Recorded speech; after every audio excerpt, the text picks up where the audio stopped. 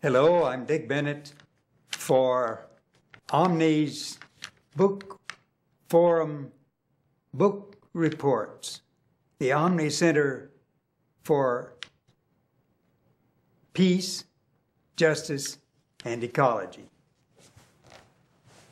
The Book Sampler.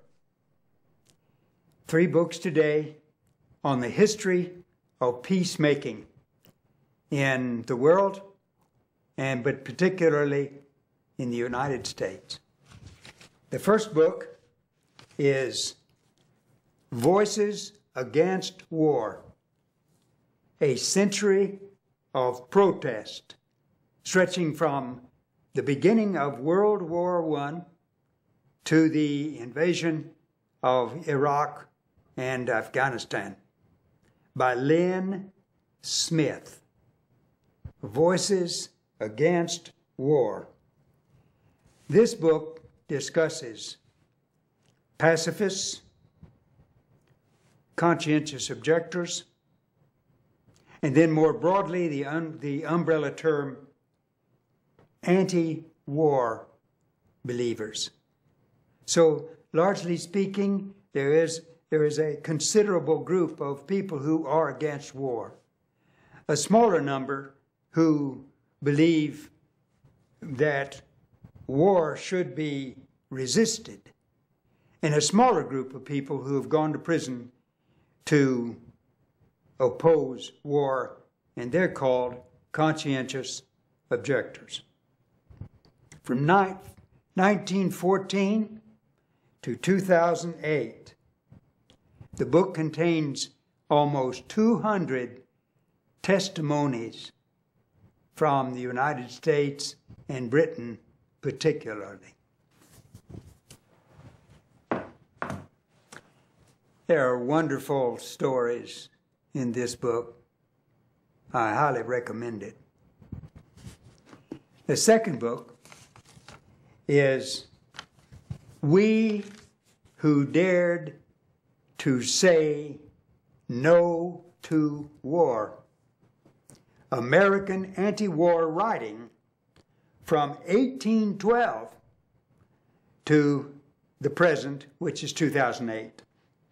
So this covers anti-war expression throughout our history, just about, 1812 to 2008. We Who Dared to Say No to War, edited by Murray Polner and Thomas Woods, Jr.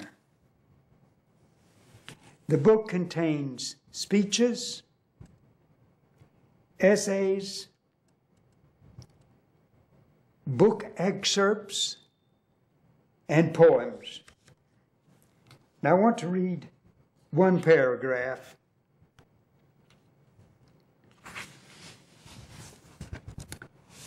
We Who Dared to Say No to War brings together some of the most memorable writings and speeches by those Americans who have opposed our government's addiction to war, from the War of 1812 to this present. Co-edited by a man of the left, Murray Polner, and a man of the right, Thomas Woods, this cross-ideological book reveals how fascinatingly broad and diverse is the American anti-war tradition. Another splendid book of this great minority tradition in the United States.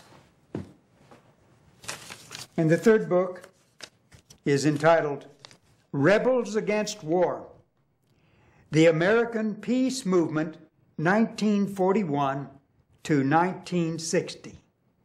Rebels Against War.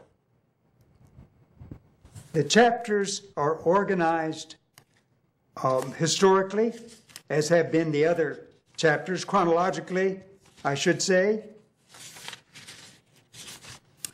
beginning with the peace movement in the 1930s, then 4 chapters on World War II, what happened to the peace movement during World War II, and in concluding those 4 chapters with a chapter on the peace movement's response to the bombings of Hiroshima and Nagasaki.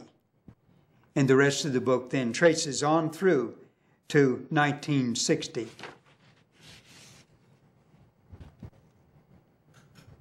The pacifist nonviolence is expressed, or rather I should say, a pacifist insight into the war making is expressed in this sentence. Pacifists have replied that each nation's security ensures other nations' insecurity, and that, consequently, national defense policies lead to the very war and destruction they are alleged to prevent.